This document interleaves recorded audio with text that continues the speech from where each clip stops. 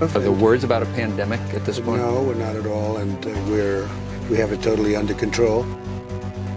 We think we have it very well under control. We pretty much shut it down. It's going to disappear. One day, it's like a miracle, it will disappear. We can hold that down, as we're saying, to 100,000. It's a horrible number. We all together have done a very good job. As the nation surpassed 4 million COVID cases and over 145,000 deaths this week. It's something that we have tremendous control of. I think we're going to win faster than people think, I hope. You're going to lose a number of people to the flu, but you're going to lose more people by putting a country into a massive recession or depression. The virus is going to disappear. I feel about vaccines like I feel about tests. This is going to go away without a vaccine. The coronavirus itself, SARS-CoV-2, is here to stay. As the U.S. surpasses a staggering 400,000 deaths, the incoming CDC director says another 100,000 could die in the next month. It is what it is. It's going to fade away. We're in very good shape. And on a scale of 1 to 10, how would you rate your response to this crisis? I'd rate it a 10. I think we've done a great job. Now witness the firepower of this fully armed and operational battle station. Oh no!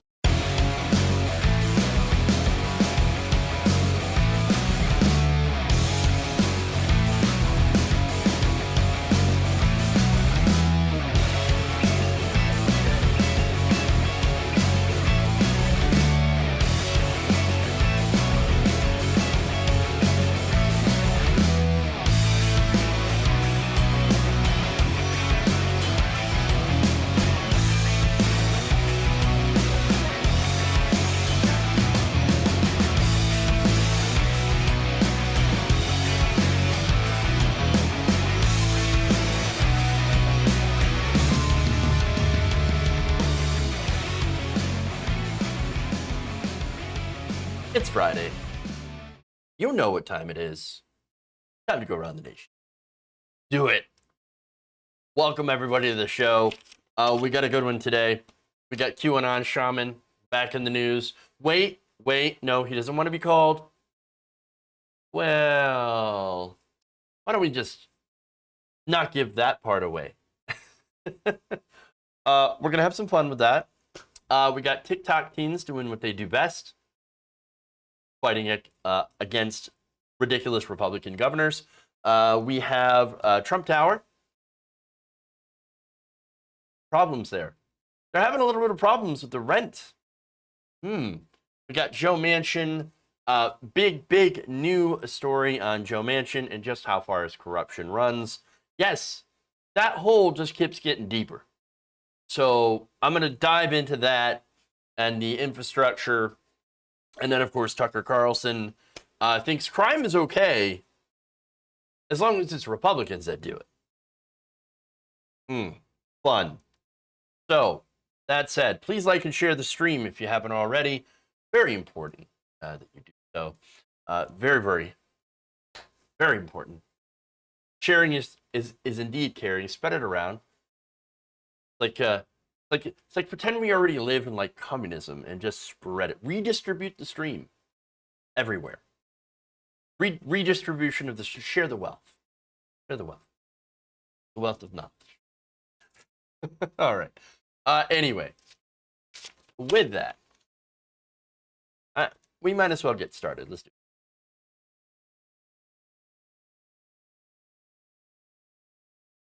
All right. So before I start this story, you gotta sing that, okay? Yeah. Don't call me Q Shaman. It's a Pearl Jam. It's Pearl Jam. All right. I know I'm weird. I got that song stuck in my head now when I came up with that. So you're welcome. You're welcome. A good song too. All right. All right, let's get into it. Jacob Chansley, also known as the QAnon Shaman, has entered into a plea deal earlier today with prosecutors regarding the charges against him, of course, for his actions during the January 6th Capitol insurrection. So now, the 34-year-old Chansley pleaded guilty at a hearing earlier at about 11 a.m. to a charge of obstructing an official proceeding, which is a felony punishable by a maximum sentence of up to 20 years in prison or a fine of $250,000. So very, very unlikely that he's going to get that full amount of time. And of course, his lawyers have been arguing quite a bit on his behalf, as obviously they're going to do. But they're actually arguing that he has some mental issues. Okay? So now, his lawyer, Watkins, had made numerous comments about his client in the case over the past few months in order to paint Chansley as a sympathetic figure. For example, apparently one of the arguments was, oh, no, he was there. He was singing the songs of his people. Oh, okay, yes. And not only that, but, singing those inspirational shaman songs, which sounds more like a bard to me than a shaman. I'm just saying. But they also, added that he had protected the muffins. There were muffins in the break room that people were trying to steal. And he was like, no. I will use my shaman powers to prevent you from stealing said muffins. I am the muffin protector, the muffin man. Obviously, the court didn't buy it. This is DC District Judge Royce Lamberth, who, by the way, ruled in his case today. But this was back in March. He said, defendant characterizes himself as a peaceful person who was welcomed into the Capitol building on January 6th by police officers. The court finds none of his many attempts to manipulate the evidence and minimize the seriousness of his actions persuasive. Ryan Riley of the Huffington Post also reached out to Watkins for comment on the plea deal. And Watkins replied with a statement saying that Chansley was asking to no longer be referred to as the QAnon Shaman. No more QAnon Shaman. Don't call him that. I mean, whatever you do, don't call the QAnon Shaman. Oops. Oh, no. Chansley, Watkins wrote, was a long avowed and practicing shaman, but he had repudiated the Q previously assigned to him and requests future references to him be devoid of the use of the letter Q. Okay, you know what? I respect different religions. Okay, so I will no longer call him QAnon Shaman. He will now be henceforth known as the Muffin Man. Do you know the Muffin Man? The Muffin Man? The Muffin Man. God-awful excuse. Jesus. What the fuck? All right. But, okay. So, serious issue, though. So, he's a QAnon guy. But his lawyer says, well, not anymore, because turns out he's kind of mental. Oh, no kidding. Watkins asked for patience and compassion for his client, describing Chansley as nonviolent, peaceful, and possessed of a genuine mental health issues, which rendered them more vulnerable to the propaganda of the day, but who, at the end of the day, seeks to be accountable for his actions. Ah, I see. So, kind of boils down to insanity defense, because of course, and I love the argument when you just kind of boil it down, is basically he's saying, well, just look at the guy. Obvious nut job, but like super harmless nut job. Oh, yeah, no, I'm not buying it. Of course, he knew what he was doing and why. It was to reinstall a defeated former president in a coup. That's what it essentially was. All right, and so yes, he was exposed to the same right-wing propaganda that actually we have all heard, because I've covered it extensively on the show. We've heard the same propaganda. The only difference is we actually chose to believe in reality as opposed to whatever, like the alternative facts that they believe in. And so at the end of the day, well, I'm sorry if you don't believe in reality. That doesn't mean it doesn't exist, and it doesn't mean that your actions in the real world don't have consequences. They absolutely do. So you chose to believe that propaganda, and so your actions are on you. that said, I'm not completely heartless. If the guy gave up QAnon, well, that's a good step in the right direction, and I'll commend him for that. But doesn't absolve him of guilt. And honestly, the turnaround is a bit convenient for a lot of these folks that are like, oh, no, I was deceived. Oh, no, please give me a lesser sentence. Now, seems convenient because he literally was begging the court for leniency. Sorry, you do an insurrection, you got to face the consequences.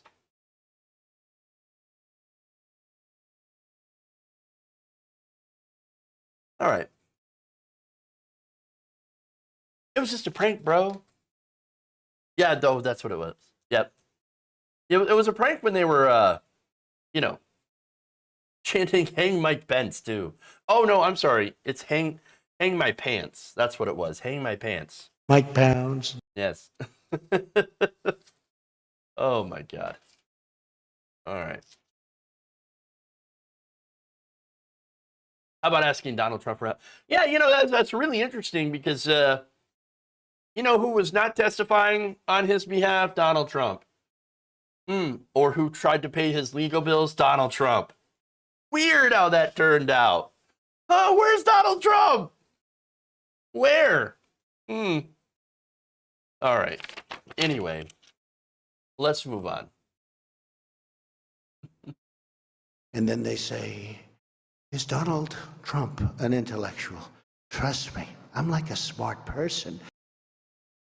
All right. Anyway. Get to that abortion law. Following the passage of Texas's radical SB 8 anti-abortion law, users on TikTok and Reddit have decided to strike back. Now, a little background information.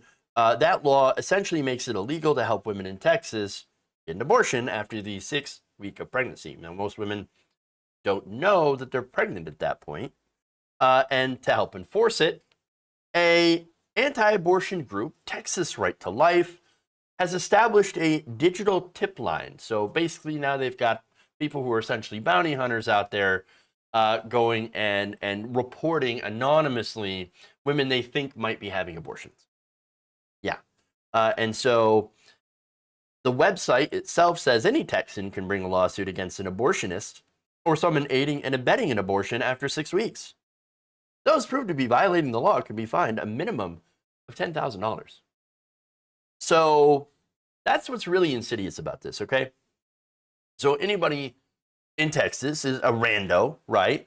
Can file an anonymous report to snitch on people who they think might be having an abortion, as if it's any of their goddamn business, which it's not. But it's incredibly Orwellian stuff here. And so the other thing, of course, that's disastrous is, okay, well, what if a group, for example, in Texas wants to just file lawsuit after lawsuit after lawsuit and are bankrolled in those lawsuits by very wealthy conservative donors that will funnel money and basically bleed all of these places that offer abortion services dry so they have to shut down. That's the end result of this. It really is. And so lawsuit after lawsuit will happen. All the providers, or just about all of them, or most of them, will be shut down. That's the whole point. And not only that, but a lot of the same places that provide abortion services also tend to provide women's health services, reproductive health services, cancer screenings, things like that, birth control. Well, they'll either stop providing abortion services or they're going to just get completely driven out of the state. It's a disaster for women. And again, this is the ultimate goal. Shut down abortion in the state, shut down women's reproductive health care in the state in order to control women's bodies. That's ultimately what it comes down to. Republican men in Texas are going to get real mad when their wives decide they no longer want to have sex with them. Why won't you? Why would I want to? Why would I want to? Look what's happening. You might as well just stick a burqa on me. Essentially. And look, this, by the way, this is also a class issue. So this primarily affects poorer women, women of color. Why? Because, well, obviously they can't get an abortion in the state, or won't be able to, or will end up getting it in a back alley, being super desperate like they did in the past. So that's what it's going to devolve into. Women are going to die. This is a healthcare issue. Now, wealthy women, of course, and this is why I say it's a class issue. Wealthy women, well, they don't care. They can just fly to another state and get an abortion anytime. Oh, charter their own jet and go to a more abortion-friendly state. They'll be able to do that just fine. So again, this is a class issue. So now, the tip line, getting back to this. The tip line includes a section where images can be uploaded to prove that someone is having an abortion. Oh no. You know what's going to happen, okay? Anonymous form plus images equals trolling. So good. According to The Guardian, pro-choice Reddit and TikTok users decided to bombard the site with false reports and fabricated data. One TikTok user said they had submitted 742 fake reports of the governor, Greg Abbott, getting illegal abortions, which is hilarious because, and has a kernel of truth to it, not specifically for Greg Abbott, as far as I know, but you have a lot of Republicans that have, called themselves pro-life and were like, oh, we're so pro-life, we're so pro-family, we're going to prevent you from getting abortions. And then, oh, look, my mistress is pregnant. Oh, I got to go get an abortion now. Get an abortion now. Day Charlotte is a great example of that. And there are numerous others. Again, wealthy women and Republican husbands, they don't give a damn about hypocrisy. They don't want a baby, they're going to find a way to get rid of it. But you, regular working class person that maybe doesn't want another child or already has enough children and can't afford to have another one, well, you're out of luck. You're SOL. Still wonder where the bounty money is coming from. I would assume, the state, maybe? Well, that would be interesting, wouldn't it? Well, wait. So if the state is doing the bounty money, well, then that would mean it's got government involvement, which would be, of course, unconstitutional. Uh-oh. Oh, no! Another reason the Supreme Court should have taken it up. Because it is unconstitutional. All right. But anyway. Disaster. So, I want to show you a video here. This is one TikTok user who, again, captioned a video. It would be a shame if TikTok crashed the pro-life whistleblower website. Which, yes, it would be totally a shame. Yes. But I want to show you this video because it's fantastic. Thank you so much to my friend Olivia for coming up with this absolutely brilliant idea. So if you go to prolifewhistleblower.com, which I'm going to put in the caption down below, you can see that Texas has anonymously set up a system where you can report people who have gotten abortions. Wouldn't it be so awful if we sent in a bunch of fake tips and crashed the site, like Greg Abbott's butt stinks? Spelt wrong, of course, because he deserves zero respect. How did you obtain this evidence? Smelt it from here, in California. The doctor responsible, Dr. Stinkbutt. For the geographical information, just pick a random place in Texas, random city and zip code. And are you currently elected to public office? Yeah, sure. Let's go with that.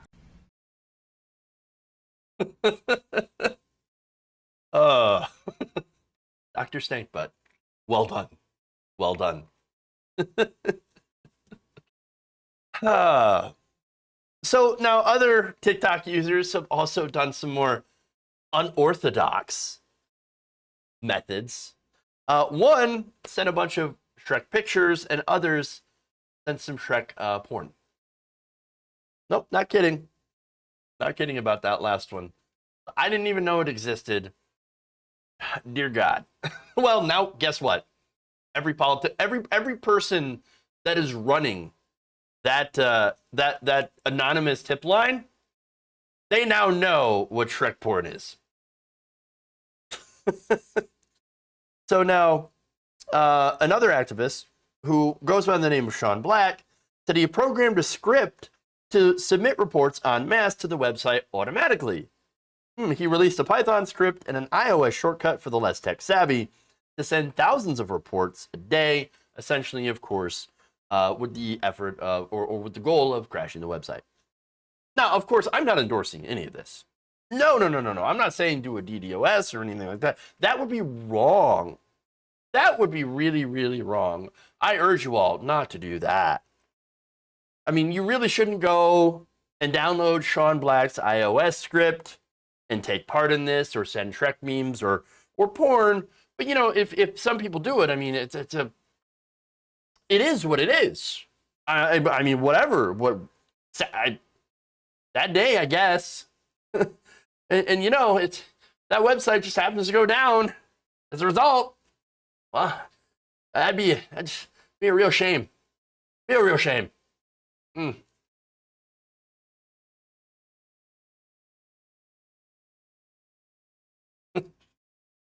Real shame. All right. Let's move on.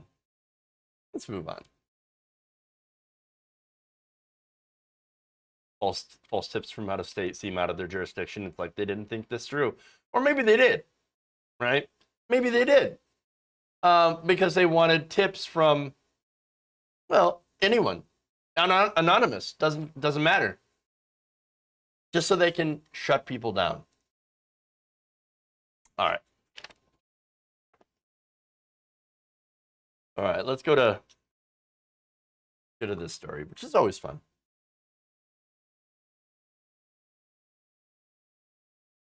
Nearly a year after his defeat in the general election, former President Donald Trump is back to being a businessman. So, how's that going? Going good? I mean, let's check in on Trump Tower. Trump Tower must be doing fantastic, right? Tremendous. Turns out, according to the Washington Post, it's not.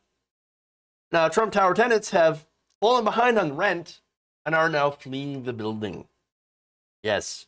And that's those who have just fallen behind on rent and not those who have just left the building because they didn't want to be there anymore, didn't want to be at Trump Tower anymore. Interesting. So now, one of the tenants included Mark Fisher Footwear. So you might not be familiar with that brand. However, apparently, these were the manufacturers of Ivanka's shuttered shoe brand. So Ivanka Trump.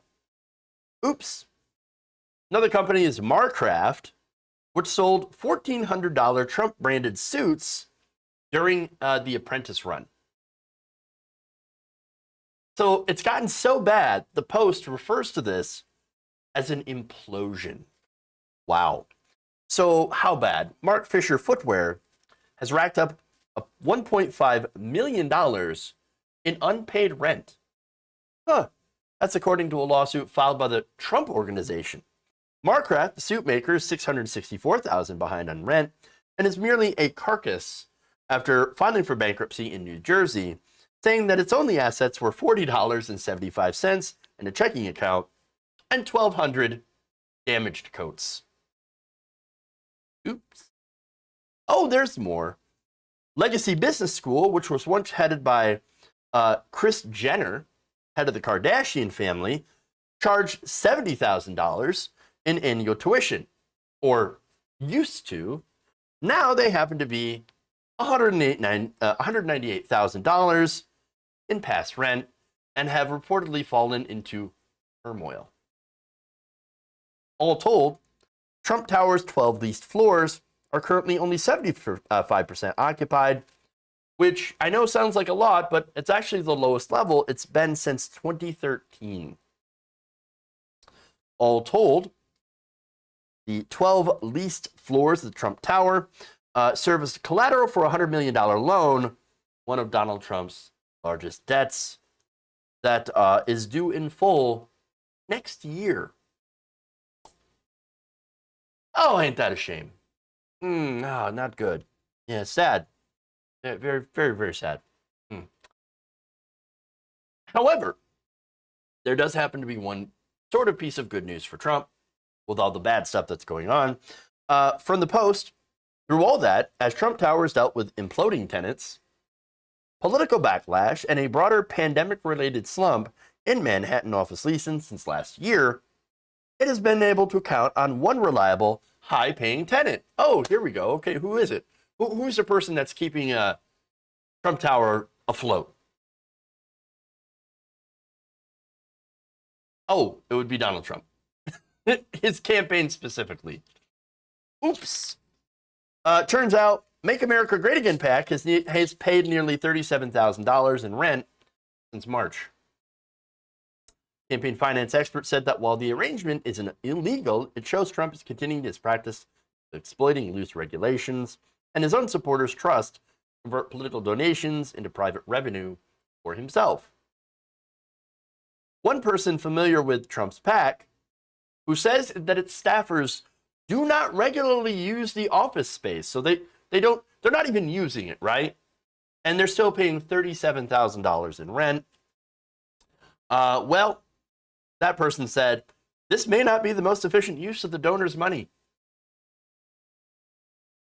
Really? No kidding. You look who you're talking about. You think Donald Trump gives a damn about spending donor money, like, wisely at all? The guy used to, he used to run a charity, the Donald J. Trump Foundation, that used donor money to purchase a picture of himself for $60,000. He ended up having to pay a $2 million settlement to the defrauded donors to that foundation. He admitted that in court documents in 2019, that, he had used the foundation to settle legal obligations of his businesses. Oh, no kidding. Oh, so basically they're just paying his legal bills. Great. Now, he had also raised $75 million to fight election fraud. We got to fight the fraud. We got to stop the fraud. Oh, we got to overturn the results of the election. That's what we got to do. We got to do the recounts. We got to do these ballot challenges. Yeah, we got to do all that so we can get back into office. Okay, you raised $75 million. Well, how much did you spend? None. Well, at least none on that. The Save America PAC, which had in July, spent nothing on the various election ballot challenges throughout the country. Oops. He also didn't pay poor old Rudy, who's getting trolled on Cameo. He's so poor, he's got to go on Cameo to beg for money. And of course, people are trolling the hell out of him. And it's fantastic. It is so fun to see. So good. So good.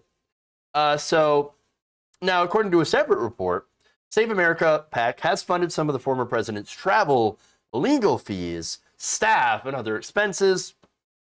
I'm assuming some of which, of course, have returned back to him somehow. PAC has also kept hold of a lot of money that it has raised. And there's speculation, of course, that he's just using that to live off of. Oops. Yeah, now you want to talk about being efficient with donor money. Come on, man. Give me a break. It's all a con. It's a con. He's raising money for himself. He always has. He always will. Right? That money, of course, gets filtered from his PACs into his businesses.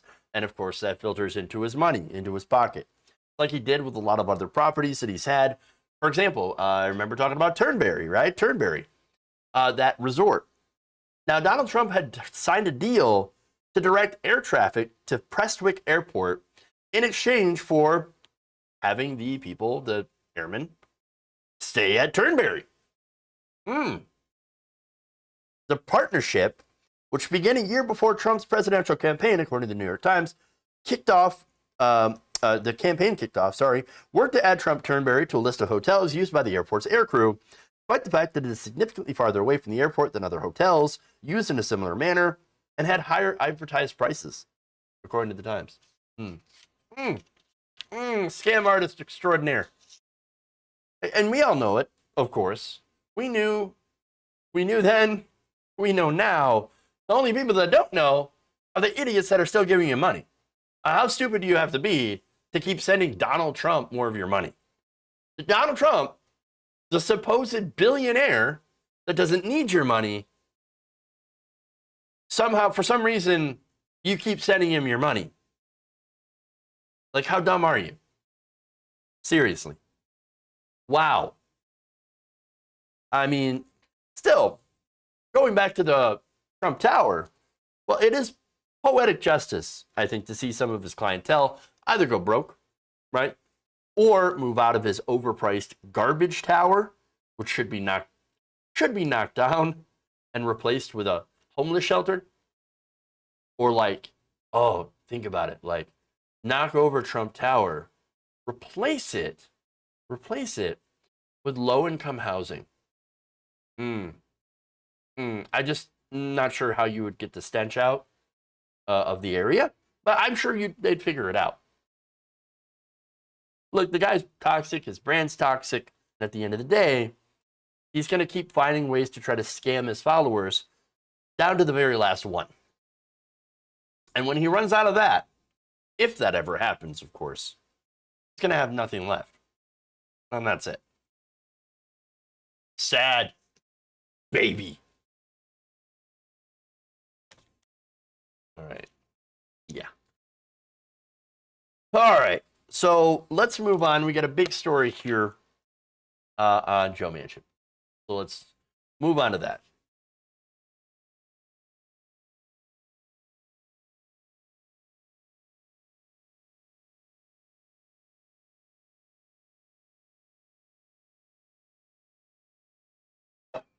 All right.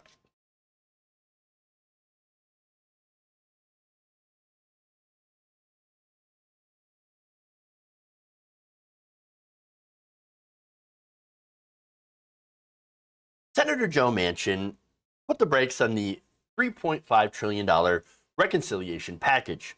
So now he wrote, of course, in the Wall Street Journal, because where else would he write? He said that the Senate should take a strategic pause on advancing the $3.5 trillion tax and spending package, touted, of course, by the Democrats, as well as, of course, Joe Biden. This contains a lot of Joe Biden's policy priorities, and yet has hit a filibuster. Filibuster is guaranteed, and now it's a reconciliation bill. That's why it's a reconciliation bill, but you still need Joe Manchin, Kirsten Sinema, Mark Warner, and other corporate Democrats to approve this. So now Manchin claims that the price tag is just too high. $3.5 trillion, it's too much. Too much money. He also said the effects on the federal debt might be too great, and the risks of inflation could create a financial harm for Americans. Or, in reality, his corporate donors. And so he has called on Democrats, unsurprisingly, to slim down the bill. Now, originally, the reconciliation package crafted by Senator Bernie Sanders, who's the, of course, chairman of the Budget Committee, was like $6 trillion. So it's already pared down quite a bit. And yet, here's Manchin saying, oh, no, it's too expensive. We need to make it smaller. We need to make it slimmer. Or basically do less. That's what it is. And so here's what he wrote. While some have suggested this reconciliation legislation must be passed now, I believe that making budgetary decisions under artificial political deadlines never leads to good policy or sound positions. What he's saying basically is, my donors need more time to make as much money as possible and to lobby successfully other members of Congress to turn against it. And not only that, but run an advertising blitz that will turn the American public away from supporting this infrastructure package. That's what they're going to try to do. They just need money to create the ads, to figure out what works best, to get the American people away from supporting this. Because guess what? The majority of Americans support this infrastructure bill. They don't give a damn about the debt. They don't give a damn about the deficits. They're like, infrastructure, yes, let's do it. Let's do the infrastructure. The country's falling apart. So now here's the thing about Joe Manchin. He's a puppet. He's a mouthpiece in which the donors speak through. If you check close enough, I bet you there's probably a hand up his ass, okay? Or a pull cord on his back. You just pull it, and he says, the debt is too high. The debt is too high. We cannot leave so much of the deficit for our children. That's it. Here's what he said, quote, I've always said, if I can't explain it, I can't vote for it, and I can't explain why my Democratic colleagues are rushing to spend $3.5 trillion. Well, I've got an answer for that. Because we need it, asshole. Childcare, paid leave, free community college, expanding Medicare to include dental and vision and hearing, climate change. We need it now. And honestly, we need to go much further than what we have. I realize it's a lot of money, right? $3.5 trillion. But then again, we gave $6 trillion to the banks in liquidity. That's what the Fed injected during the coronavirus pandemic. And not to mention the trillions of dollars in tax cuts. The $2 trillion wasted in 20 years in Afghanistan. Come on. This is a drop in the bucket compared to endless warfare. Every year, we put over $700, nearly $800 billion into the Pentagon. For what? For what? While we're falling apart at home, we were out there trying to rebuild other countries. And it doesn't work. It doesn't work. Look what happened in Afghanistan. No, people don't care about that. People care about real results, real policies that are going to help their lives and rebuild their communities. And also dampen the effects of climate change. We can't get rid of climate change. We can't stop it. We can't stop the rate of climate change at this point. What we can do is mitigate. What we can do is reduce carbon emissions, go carbon neutral as soon as possible, and basically learn how to adapt until we can somehow find a way to take the carbon back out. The IPCC report basically says, yeah, we're kind of screwed. But we still have to do something. We still have to do something. And I talk about climate change because this is one of the major issues with Joe Manchin specifically. Okay? But anyway, now, before I get to that. So this asshole, he says, no. I'm going to work with Republicans who all hate this, and I'm going to work for my donors who also hate this. Now, Manchin's op-ed came a day after he delivered a similar warning shot at a little-noticed event hosted by the West Virginia Chamber of Commerce. The Chamber of Commerce, not only in West Virginia, but of course the National Chamber of Commerce, hates this, hates infrastructure. They love the physical infrastructure in the bipartisan bill, right? Which, of course, hands over public assets to private corporations. So, that is the asset recycling provision that is in this. And they love the more investments in, fossil fuel related things that are in that bipartisan bill. They only want that when they do not want the reconciliation bill. That's their priority. Okay. Now, in that little meeting, right? The senator cited the uncertainty created by the combination of the coronavirus, the tumultuous withdrawal in Afghanistan, and the economic threat posed by inflation, as he made the case for his colleagues to step back and see what happens. Funny you should mention that. See what happens. See what happens, right? What's going to happen if Democrats don't push this bill? They're going to lose. They don't pass this, they're going to lose. You know why? That's what happens when you don't deliver, when you promise and you promise. And the American people have given you a majority. The White House, the House, and the Senate, even though it's a slim majority, they still gave you a majority, and you decide not to do anything. You sit on your hands and go, oh, filibuster, great. Joe Biden, what are you doing? Joe Biden's like, oh, filibuster, it's fine. I want to keep the filibuster. Keep the filibuster. Yeah. That guy's, Joe Manchin is wrecking your legacy.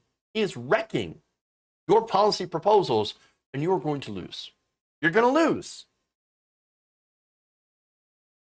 You have to be tough on Joe Manchin. You got to come for his donors and rebuke your own. Do the thing that you did on Afghanistan, Joe Biden, and this is for Biden. Be strong, be stubborn, and say, no, we are going to get rid of the filibuster. We are going to get my priorities passed, and we are going to do the Build Back Better plan. And yes, I do have to remember Kyrsten Sinema as well. Mark Warner, the other corporate Democrats as well. They can all be pressured. They can all be pressured. But you have to hit them at their weakest. You have to hit them at the donors. So, that said, if we don't, the Democrats will be viewed as too weak and feckless to do the things the American people voted for them to do. As I said before, this is incredibly popular. One more, another quote here from Manchin. He said, everything has changed, saying the spending envisioned by the Democrats in the package is not anything we need immediately. We don't need it now. Oh, we don't need it immediately. I can wait. Climate change. That's in the $3.5 trillion reconciliation bill. You know what's happening right now? New York is underwater. California's on fire. The 1,000-year storms that were 1,000-year storms. There's a reason they called them 1,000-year storms. They're happening pretty much every year now. Every month, seems like. Again, there's no stopping climate change, but there are things that we can do to stop it from getting worse, and it will get worse each day we decide to not do anything.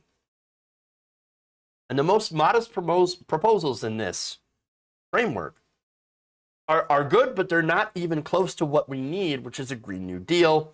But even so, that is way too much for Manchin, these modest proposals. Okay? And of course, we know exactly why. He's got financial interests in the status quo. Now, I'm going to go to a report in The Intercept. It's a new report written by Daniel Boguslaw. Here's what he writes about Manchin. Quote, though Manchin's motivations are often ascribed to the conservative, coal-friendly politics of West Virginia, it is also the case that the state's senior senator is heavily invested in the industry and owes much of his considerable fortune to it. For decades, Manchin has profited from a series of coal companies that he founded during the 1980s. His son, Joe Manchin IV, has assumed leadership role in the firms, and the senator says his ownership is held in a blind trust. Yet between the time he joined the Senate and today, Manchin has reportedly grossed more than $4.5 million from those firms, according to financial disclosures. He also holds stock options in EnerSystems Inc., the larger of the two firms, valued between $1 and $5 million. And yes, that is why he makes nearly $500,000 a year. That's way more than his congressional salary from this stock. EnerSystems, by the way, purchases low-quality waste coal from other mines and resells it to power plants as fuel, while Farmington Resources, the other company, provides support activities for mining and holds coal reserves in the Fairmont area. So now, those are the two major companies here, and you're not going to be surprised that these companies have had some issues with pollution, obviously, and labor problems. So let's get to the labor issues, okay? So now the report cites unsafe working conditions for people working at those mines that support Manchin's companies. Since 2000, the Barrackville, West Virginia site, the second largest supplier to EnerSystems, has been cited for 5 accidents and 1 death when a heavy machinery operator was crushed by a bulldozer. Over the past 2 decades, the Barrackville refuse pile was cited and fined for more than 30 safety violations by the Mine Safety and Health Administration, or MSHA. The charges include unsafe equipment, unsafe material storage, dangerous lack of lighting, unsafe brakes, failure to adequately inspect electrical equipment, failure to maintain automatic warning devices, unsafe vehicle storage, failure to comply to complete daily safety inspections, failure to mark hazardous chemicals, failure to maintain minor training records, and of course, failure to adequately train miners.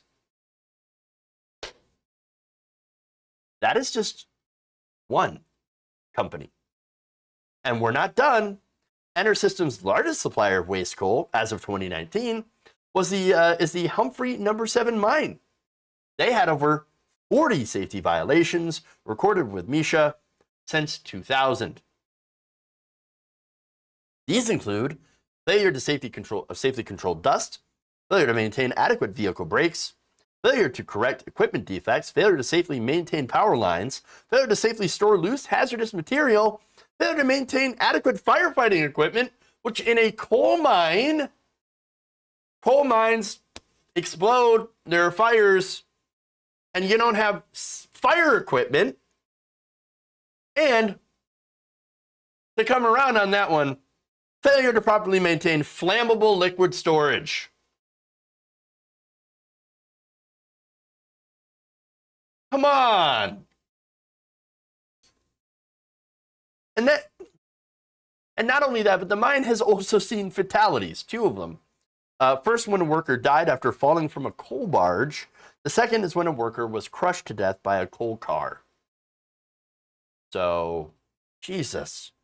And that's not all. That's just worker safety. Then there's the pollution to the area. The Barrickville mine was cited by the Environmental Protection Agency in 2018 and 2019 for failure to file quarterly reports on the effluent discharge during the process of coal extraction. When the mine did file in 2020, it reported levels of the toxic heavy metal manganese exceeding Clean Water Act limits by over 600%.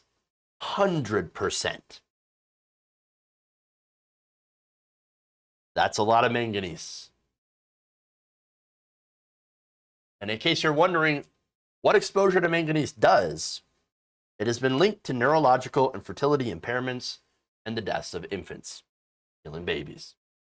Thought they were so pro-life. The Buffalo Creek, into which the Barrickville mine discharges, is listed by the EPA as impaired by over a dozen different heavy metals. And not the good kind of heavy metal. 2009, the Humphrey No. 7 mine pumped wastewater into a toxic holding pool where it was then released into Dunkard Creek. The creek feeds into the Monongahela River, where the waste pool discharge helped eliminate almost all life in a 40-mile stretch of river, leading to a multi-million-dollar settlement for Clean Water Act violations. No life. It killed everything in a 40-mile stretch. Everything in the river, dead, gone.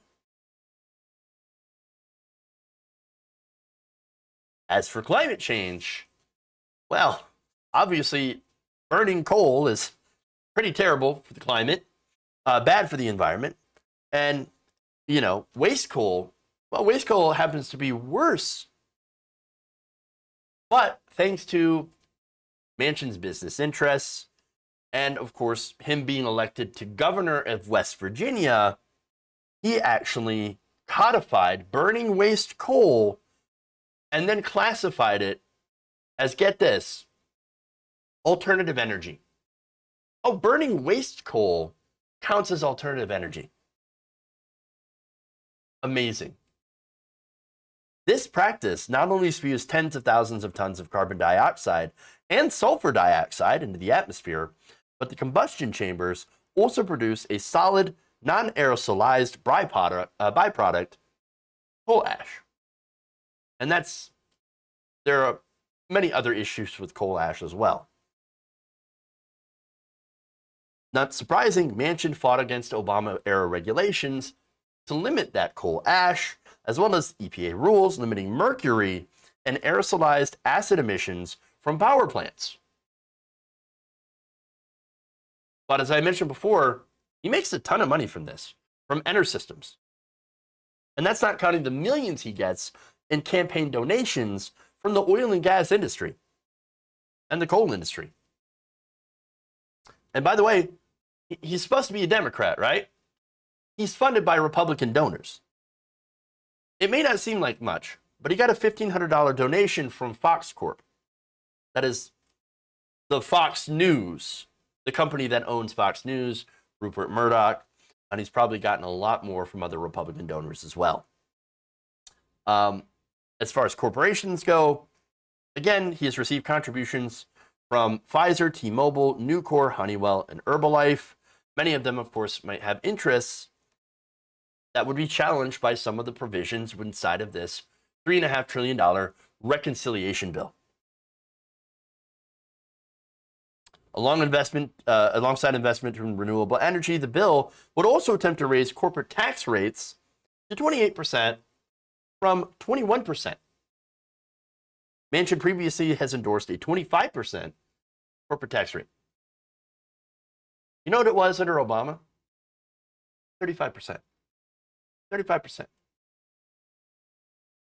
Corporate taxes keep getting lower and lower and lower, and you wonder why they got all the money and the working class doesn't. I thought it was supposed to trickle down. No, it doesn't trickle down. It never trickles down. Never, because they don't want it to, and it wasn't designed to. They want to hold on to their fortunes. And look, we have a government, that, of billionaires that pay millionaires to screw over working class Americans and lie to them to get the vote against their own interests. And that's what's happening in West Virginia. And by the way, not just in West Virginia, all over the country. Everywhere corporate Democrats and Republicans have power. So generally, everywhere. This is the corruption. This is what we're talking about. This is why Joe Manchin is against this. It doesn't have anything to do with debts and deficits. It has everything to do with the donors. What we need, fight the donors. We fight the politicians all day, but they're just mouthpieces. And that's what they are. Always have been. What we need is a resurgence of a strong labor union in this country. A labor movement. A real labor movement. And in order to get that, we need a strong mutual aid network to go along with that push. We also need politicians inside to work inside of the halls of Congress, of course, and activists outside. And the whole point of that all working together is to either remove or neutralize Joe Manchin and the rest of the corporate Democrats. And of course, more importantly, to work us towards neutralizing and eliminating money in politics. That is the ultimate enemy here. We got to get rid of the money. For God's sakes, get rid of the money.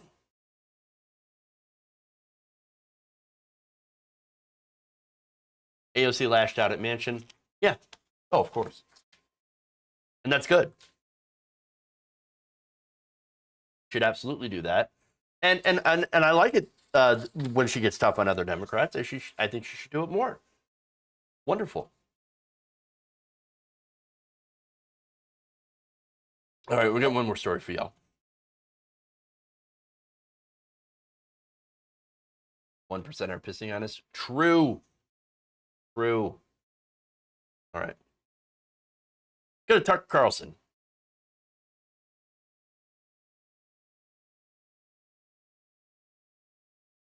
How many coal jobs were lost under President Clean Coal? I'm not sure of the exact number, but nobody could have saved the coal industry. It's dying. It's a dying industry, and it deserves to die. But the workers deserve to have something better to replace it.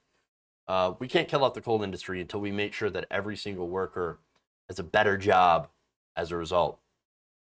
I mean, that's one thing Hillary Clinton really messed up on. And what Democrats tend to mess up on a little bit is you got to make sure not to leave the working class behind when you make these changes. All right. Anyway, the only way you're going to get the working class on your side, make sure you have their interests at heart. All right, Tucker Carlson.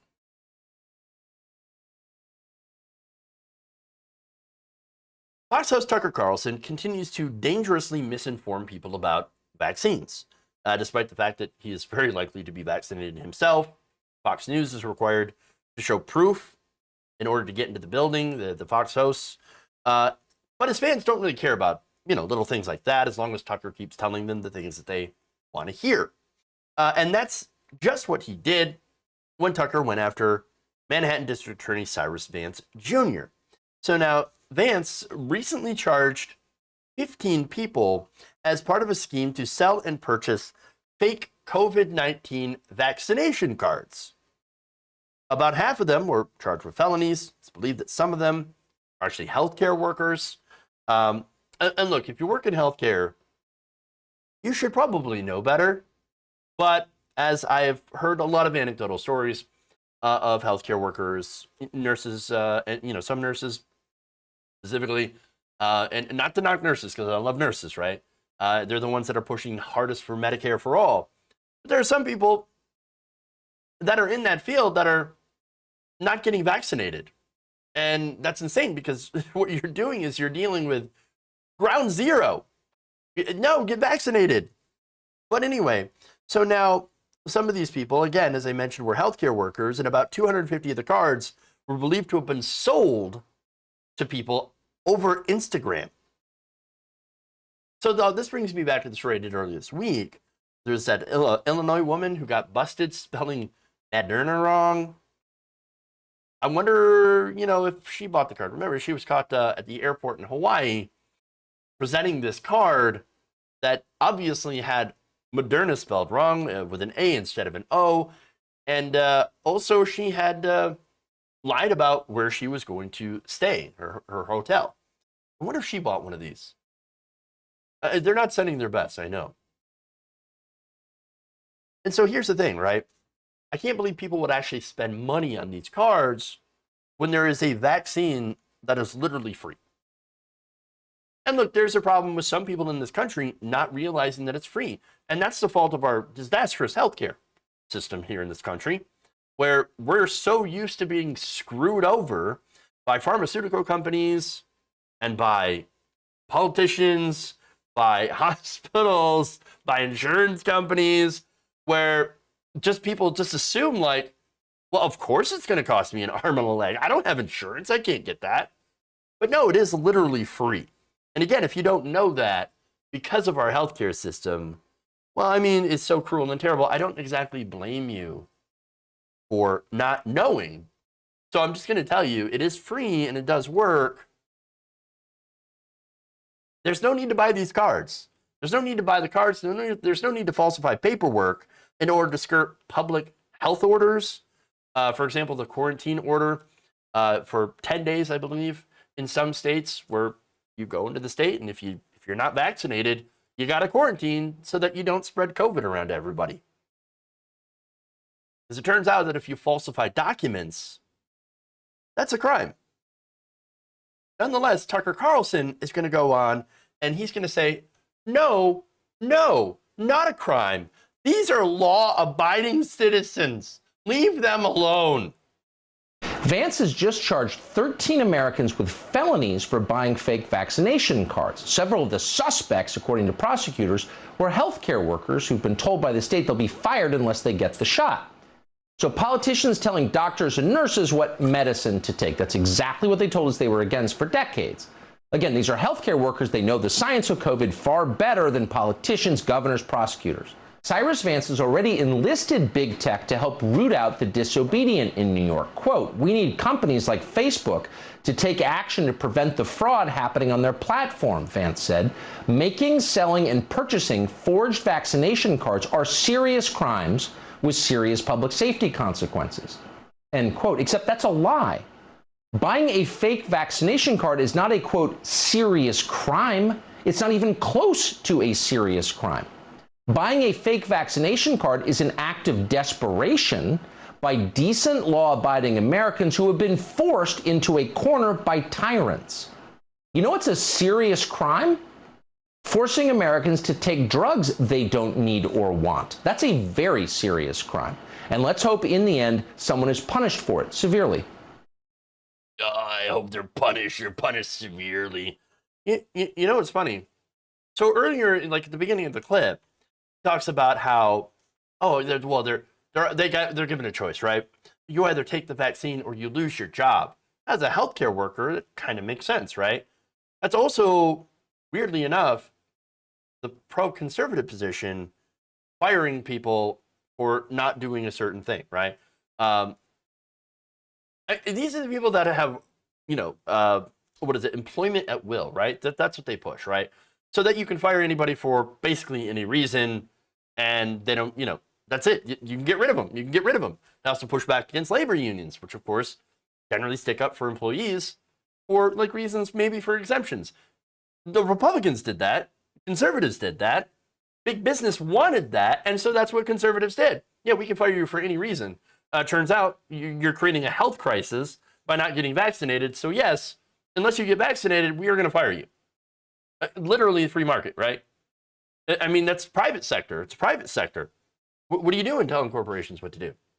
I thought you were Republican. But okay, anyway. So now, lying about vaccination status. And again, he calls this a very minor, not even a serious crime. It's not serious at all. What are you talking about?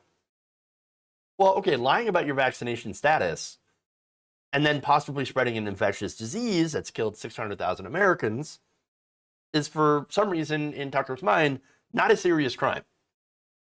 No, what are you talking about? No, they would have died anyway. Probably. Maybe. No, I don't know. Well, okay. Well, here's the thing, though. Tucker Carlson also thinks illegal immigration, coming across the border, for example, well, that's a very, very big crime. It's one of the biggest crimes. It's an invasion. Oh, my God. Setting a Arby's on fire. Super serious crime. We gotta throw the book at him. We gotta throw the entire library at him. Get him, get him. Oh, but you invade the Capitol building on January 6th. Oh, not really that serious. What are you talking about? Not an insurrection. Don't you dare call it an insurrection. No, it's too much. It's a peaceful gathering. Peaceful. Damn it. But of course, all the video evidence and testimony from Michael Fanone, who was an officer there who suffered a mild heart attack and a concussion after being knocked unconscious for 4 minutes. He was also dragged down the Capitol stairs and shocked with a stun gun several times. But, total peaceful gathering, right? You know what Carlson did when he heard that? He laughed at Officer Fanone. That was his reaction. But, going after somebody, arresting somebody for forging vaccination cards during a pandemic, that's not a serious crime.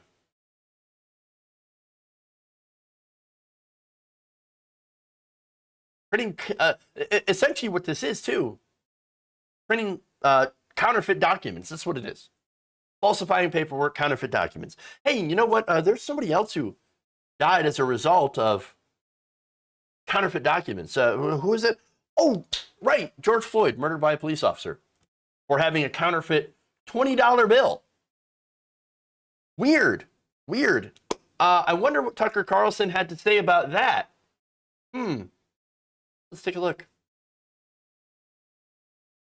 We do know for certain that the known facts of what happened on January 6th deviate in very important ways from the story they are now telling us. They're just flat out lying. There's no question about that. The question is, why would they lie about this? For an answer, think back to last spring. Beginning on Memorial Day, BLM and their sponsors in corporate America completely changed this country. They changed this country more in 5 months than it had changed in the previous 50 years. How'd they do that? They used the sad death of a man called George Floyd to upend our society. Months later, we learned that the story they told us about George Floyd's death was an utter lie. There was no physical evidence that George Floyd was murdered by a cop. The autopsy showed that George Floyd almost certainly died of a drug overdose, fentanyl. But by that point, facts didn't matter. It was too late. Cities had been destroyed, along with the fabric of this country itself. Scores of people had been killed. Democratic partisans used a carefully concocted myth, a lie, to bum rush America into overturning the old order and handing them much more power. It worked flawlessly. So why wouldn't they do it again?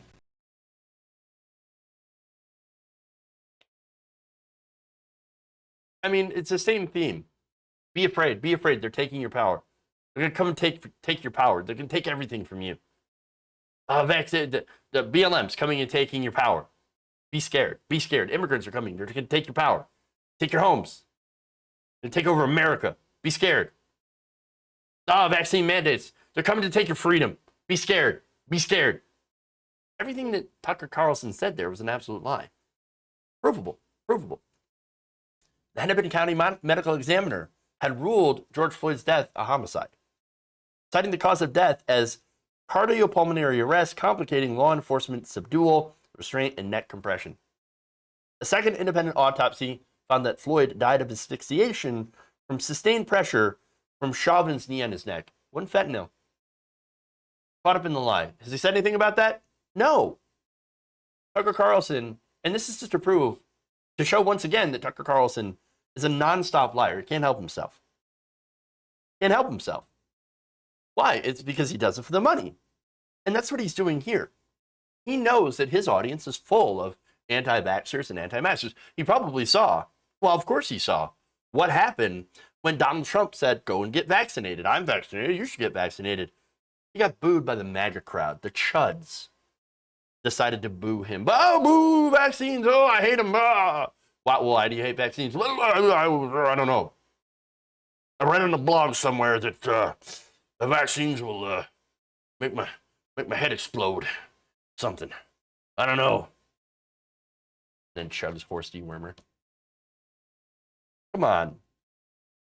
I mean, that's who he panders to, though. That's what he gets, and that's where he gets his viewership. It's where he gets his money. What happens? And so, yes, of course, Tucker Carlson is going to defend those anti-vaxxers, even if they're breaking the law, which is what they're doing. Which I thought, by the way, if you break the law, that's just awful, according to Tucker Carlson. Oh, wait, here it is. I found the reason, the one exception. It turns out you can break the law if you're white. Well, who happens to be, the ones that are most vocally anti-vax? And I'm not talking about vaccine hesitancy, which there are communities in this country. The black community, as a result of the Tuskegee experiment, as well as the indigenous population, that have a general understood wariness for vaccines. I'm talking about the hardcore anti-vaxxers. I'm talking about the people that are forging these cards and selling them. That's what I'm talking about. The people that are constantly lying and putting out disinformation. Oh, it makes your skin magnetic. No, it doesn't. No. Oh, it changes your DNA. No, it doesn't. No, I don't know the long-term effects.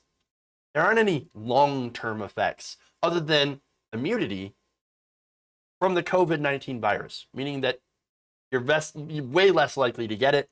And if you do get it, if you have a breakthrough case, you're way less likely to have serious symptoms as a result and to be hospitalized or die.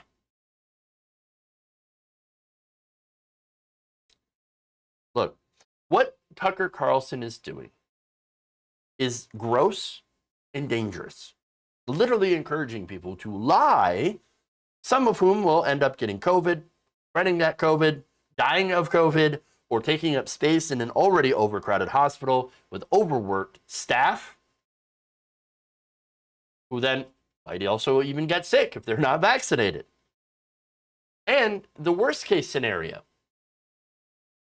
is birthing a brand new variant that has the potential to render vaccines that we currently have that do work, to render them ineffective. And then, of course, we're right back to where we started. We're right back to square one. But with, of course, one important difference. And I can tell you this. That ever happens, and I hope it doesn't.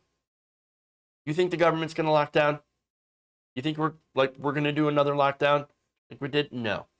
No. The elites, they're never going to let that happen. Not going to allow it. They're going to sacrifice us to keep the money coming in. I'll go ahead and go to work. Don't worry, we got get treatments. You'll be fine. We'll figure it out. Go to work. Go back to work. We want our money. And again, conservatives scream bloody murder. Look, they already are, honestly. They've never accepted lockdowns anyway. I mean, they never locked down to begin with.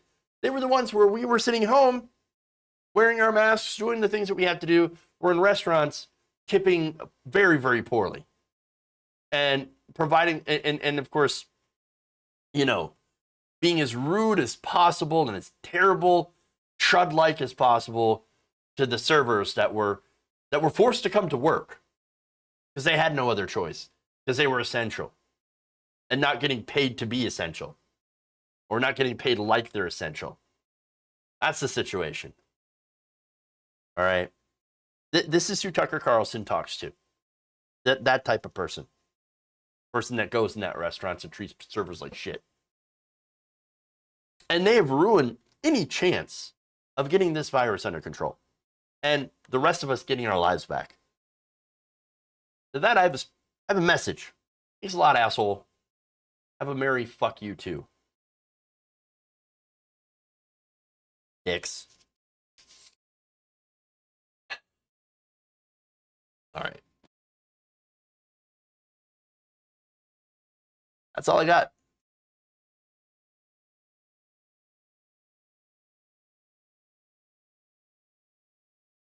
Don't have any subs or anything like that on Twitch. It is September, so, you know, 20% off gifted subs. If you want to give out some subs and some subscriptions in our Twitch chat, please do so, because it goes to help us and it costs you 20% less. And of course, those of you who with Prime, you can subscribe for free. All right. Super chats here.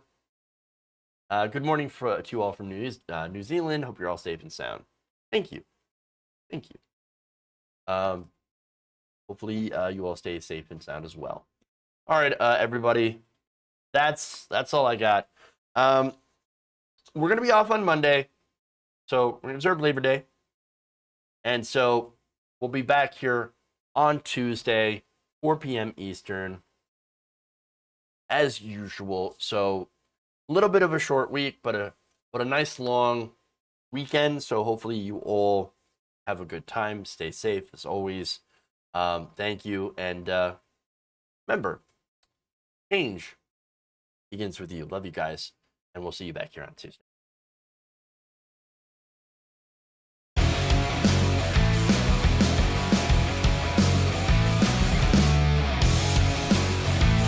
Give me a break.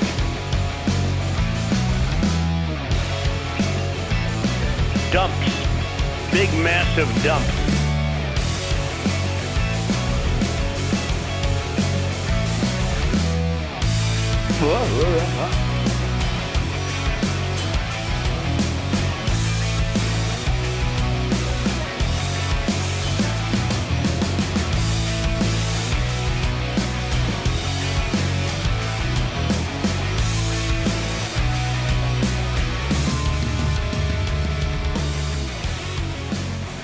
Please clap.